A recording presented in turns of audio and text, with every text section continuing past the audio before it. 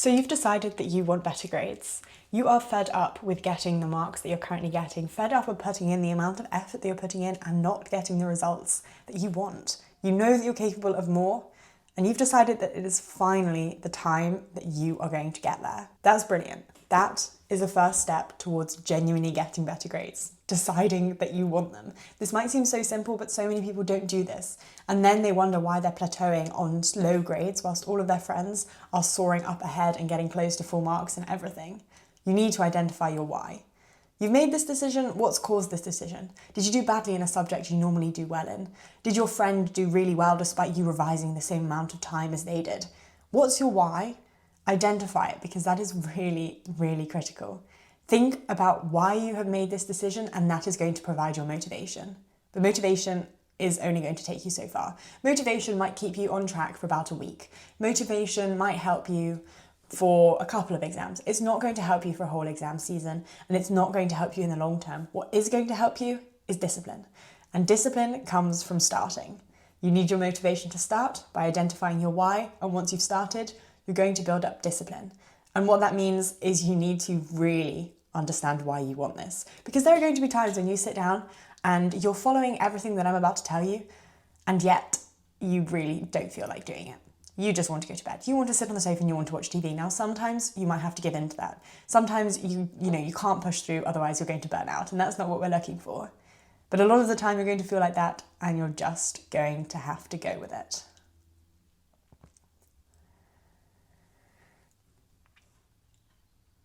The idea that you're going to study more is pointless unless you have a plan.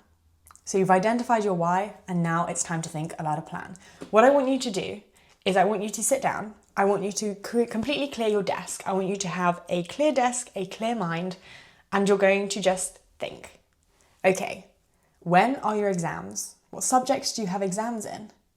What do you actually want to achieve? Make this realistic, but you can achieve big things. If you're, for example, taking A-levels at the moment and you're plateauing close to a B but on a C in a certain subject, saying I'm going to get 100% is probably quite unrealistic. But saying I'm going to be moving up towards an A and A star, it's big, but it's not completely unrealistic if you actually put in the effort and if you actually follow the advice that I'm about to give you. So for each of the subjects that you have exams in, I want you to put forward a target. What do you want to achieve? Whether that's a certain grade, a certain percentage, whether it's understanding a certain topic area slightly more, whatever your targets are, I want you to write them down, and I want you to physically write them down. I don't want you to sit there and think about them, because that's not the same. You want to have written evidence, what your targets are, and now we're going to think about how we're actually going to achieve those targets. Okay, you're going to get out a different piece of paper, and as before, you're going to physically be handwriting this, because the connection between handwriting it, between getting it into your brain, is much more significant than if you're just sat there thinking about it or if you're typing it. We actually want that tactile feeling of writing stuff down. So you're going to get this piece of paper, you're going to write down, again, all of the subjects, but crucially, all of the components within each of the subject that you're going to be assessed on, that you're going to have examinations in. So this isn't necessarily writing down every single keyword or every single topic that can possibly come, but for the vast majority of subjects, you're going to have an overarching subject, for example, physics, and then you're going to have subtopics within it, energy, nuclear, whatever. And that's what you're going to be writing down. You're going to do this for all of your subjects, and then you're going to get yourself some highlighters, preferably red, yellow, green, whatever 3 colours work, but it's going to be the same method. In one, you're going to highlight things, this would generally be red, that you are just looking at and thinking, have I even learned this? Do I know anything about this? Those are going to be in red. Now the things that are going to be in yellow, or your second highlighter colour, these are things that you sort of know, but you're not very confident on. You know of them, but perhaps you couldn't explain them fully, or you couldn't explain them properly, or you wouldn't be able to teach them to somebody else. That's going to go in yellow. And then finally, you're going to have things in green. You might have very few in green, you might not have anything in green, or you might have a lot in green, depending on how much you like this subject and how much revision you've already done. But these are going to be things that you think you could sit down and explain to somebody else and teach them the concept. That's what I'm asking you. I'm not asking, can you get a good score in a test? I'm asking you, could you teach it to somebody else? Those are 2 different things, and sit down and really think about this for each component. You might be thinking, this is a waste of my time, I could just be revising. I used to think the exact same as well, but there are massive merits in actually sitting down and planning out your revision. This is going to take you a maximum of an hour. This is an hour you can spend. This is an hour you would have otherwise spent scrolling on TikTok. Am I wrong? Probably not. So use your hour more wisely. Do this. Now, you're going to look at each subject more broadly and think about whether this is a subject that you need to be memorizing things for or understanding things for. Let me walk you through the difference. Generally for languages, you're memorizing. Obviously, you're understanding the nuances of a language, you're understanding sentence construction, that sort of thing. But when it comes to it, you're memorizing vocabulary, you're memorizing verbs, you're memorizing grammar rules. This sort of stuff can be achieved primarily through flashcards. Pretty much everything. You can get amazing grades if all you use for memorization subjects are flashcards. You might not have whole subjects that are memorization. So for example, in English, there's the vast majority being understanding, but you're also going to have to memorize quotes, memorize pages, memorize facts about certain characters. So those can be elements within different subjects. So go through each of your subjects and think about, are they as a whole memorization? Or do they have components which include memorization? And as I say, for these memorization things, you want to be focused on flashcards. Now, on the other side, when we have understanding, what this means is you need to be looking at underlying principles. So for example, for the sciences, you cannot get good grades by memorizing things. You sort of need that deeper understanding, particularly as you move higher up. So, if you're at GCSE level, perhaps you could get away with it. But as you move towards A levels, degree level, you really need to be understanding the underlying principles. And this involves a different type of studying. And it's very, very rare that schools will actually talk to you about the distinction between memorization and understanding, but it is so, so critical. So for understanding, flashcards are really not going to help you. Yes, they will get information into your head, but they will not enhance your understanding at all. What you want to be doing is much more active techniques. Yes, flashcards are active recall. Don't get them confused. I mean active techniques in the sense of explaining. You want to be using the Feynman technique, where you pretend to teach it to somebody else, or really teach it to somebody else. You want to be using things like the whiteboard technique, where you blurt down everything that you can remember about a topic on a whiteboard, you then look at your notes, and you compare. Things like this that are super, super active and that are forcing you to really think about connections between different ideas, even so much as sitting down, having a certain concept or a certain keyword and keeping asking yourself, why? Why is this the case? I'm going to do a little bit of an explanation and then I'll ask myself, why? Why does this explanation work? Try and go deeper and deeper and deeper until you can't go any further. And then have a look at, does your textbook go any further than you could? Do your videos go any further? Does your specification go any further? And that's how you're going to build up your understanding. Once you know what to memorize and what to understand, you can really target your revision to the specific differences in different subjects and between different subcomponents that will allow you to maximize the time that you spend studying. And this is what people mean when they talk about studying smarter, not harder. It's about differentiation and making sure you tailor the approaches that you take to the content that is specifically in front of you. Now, a lot of this you might think, okay, this is going to teach me the content, but is it going to teach me to do well in an exam? You'd be right. No, it is not. Learning the content and learning to do well in an exam are two distinctly separate things, and you really need to get your head around that if you want to be getting better grades. Because everything that I have explained to you so far is going to teach you to get the content into your head. You're either going to memorize things or you're going to understand them. Excellent.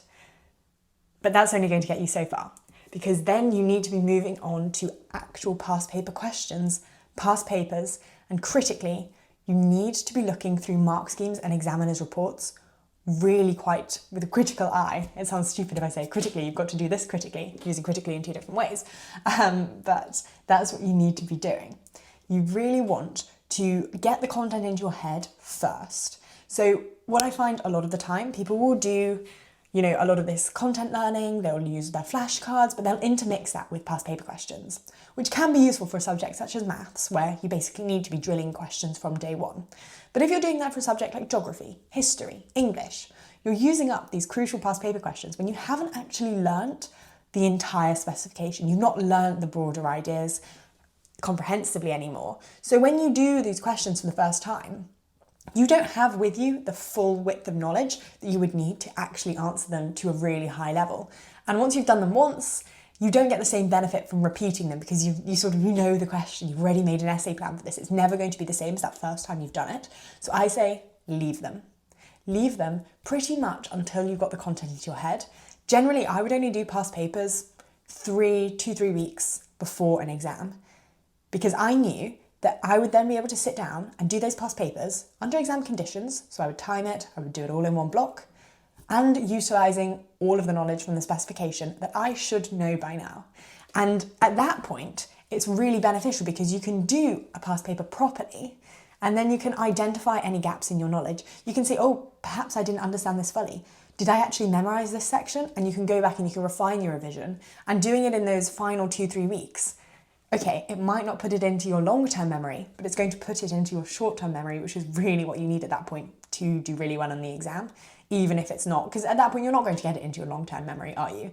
But having it in your short-term memory at least is going to serve you well in terms of getting these better grades. Now, I just quickly touched on mark schemes and examiners' reports, and it's worth going back to these because these are absolute gold dust. These are so useful, and too few people actually recognise this because they are essentially a guidebook to this is what most students do wrong, so don't do this and you're going to get it right. Now, particularly for subjects that are essay-based, where it's really hard to mark your own work.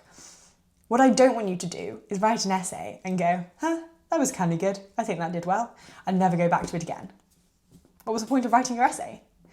Yes, it's useful to get ideas down onto a piece of paper, but if you're not at least trying to critically analyse what you've written, you might as well have not written that essay because you're not going to be improving. How do you improve? You go to the mark scheme and you go to the examiner's report and you have a look, because they'll always say things about the top students did this. Did you do that in your essay? Lots of students made this misunderstanding. Did you? How could you prevent that in future? Always go back through, always have a look. And with those things that you get wrong, in particularly non-essay based subjects, what I want you to be doing is keeping a cheat sheet on the side. If you get something consistently wrong in science, for example, in maths, note it down on this cheat sheet. And that cheat sheet is going to be there for you on the day of the exam. You're going to go to it, you're going to have a look, and you're going to spend 10 minutes reviewing it right before you go into the exam room. And all of those mistakes that you commonly make are going to be in the front of your mind. Now, if you're like me and you're thinking, okay, they might be in front of my mind for a little bit, but then I'm going to get into the rhythm of the exam and I'm going to completely forget about it. There's nothing stopping you from writing stuff down on the front of your exam paper or on a spare piece of paper if you get rough notes, and just blurt down a bunch of things. I did this for formulae that I had to memorise. I knew that I probably wouldn't remember it in the moment because I'd be slightly stressed. So right before an exam, I would just look through and I'd memorise the perhaps 4, 5, 6 formulae that I needed to know that weren't in the formulae booklet. And I would just write them down on the top of the exam paper. And if I happened to need one, I'd just turn to the front and I'd see it right there.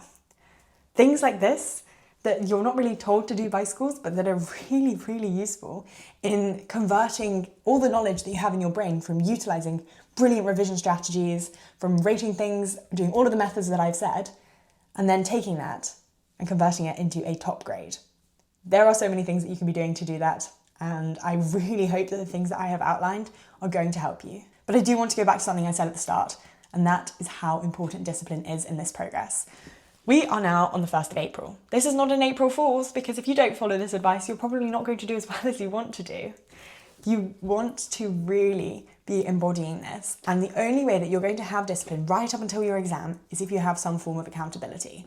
Now, personally, I do this best myself. I like to have my own internal accountability, or I like to write something down on a piece of paper and tick them off as I get them done, and that kind of provides some sort of extrinsic accountability. However, I know a lot of people do like shared success. People like to have a study buddy. People like to be able to have someone that they can go to and say, oh, I did all my work today, did you? And that sense can really create that discipline in the long term because you know that you're reporting to somebody else. And if you can find a friend to do this with, I genuinely think both of you are going to have insanely better grades than you would otherwise. So if you're not the kind of person who likes to have their own personal motivation, do seek out a friend that you can be doing this with. So you've decided you want to get better grades, and now you know how to get them.